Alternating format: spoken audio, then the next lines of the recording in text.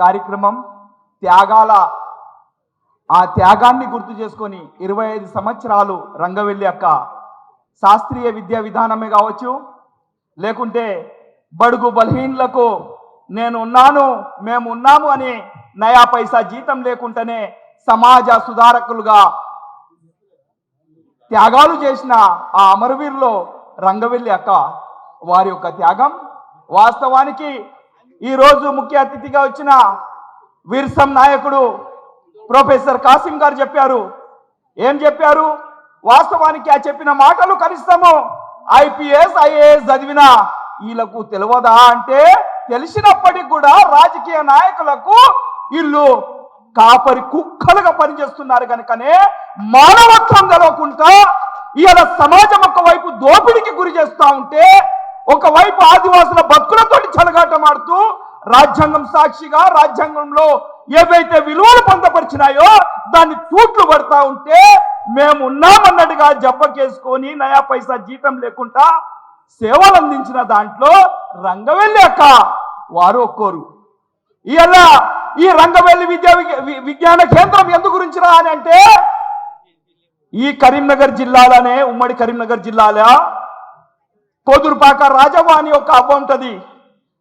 జనశక్తి సభ్యులు లేకుంటే రైతు కూలి సంఘాలు ఊర్లకు వెళ్ళి ఎట్టి చాకిరికి వ్యతిరేకంగా వాళ్ళు ఏదైతే స్పీచ్లు ఇచ్చారో, దొరలకు బానిసత్వానికి వ్యతిరేకంగా విముక్తి కొరకు మీకు కూడా ఆత్మగౌరవం ఉన్నది, మీరు పోరాటం చేయాలని ఆ నేల ముద్దాడుతూ వాళ్ళను చైతన్యం చేస్తే, అక్కడ కొదురుపాక రాజవ్వ వీరికి స్నానం ఇస్తే ఆ స్థానంలో అక్కడ బోబెడుతుందని, మరి ఈమె అచ్చేపట్టుకనే అక్కడ దొరలన్నోళ్ళు ఈమెను అత్యాచారం చేయించారు 8 మందితోటి.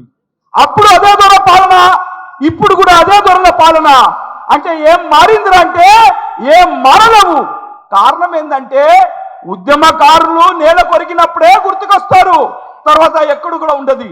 గనక ఈ విజ్ఞాన కేంద్రంలో సజీవంగా ఉంటారు, వారి ఉద్యమాలు సజీవంగా ఉంటాయి. కనుకనే ఈ విజ్ఞాన కేంద్రము మనకొక ఉద్యమాన్ని నేర్పేదానికి ఈ కేంద్రం పనిచేస్తుంది. ఈ కేంద్రము ఇది మన చైతన్యాన్ని మన ఆత్మగౌరవాన్ని నిలబెట్టడానికి, మన అమరులు ఎవరైతే నయా పైసా జీతం లేకుండా అమరులు అయ్యారో వారి యొక్క స్ఫూర్తిని ఇది నేర్పుతుంది.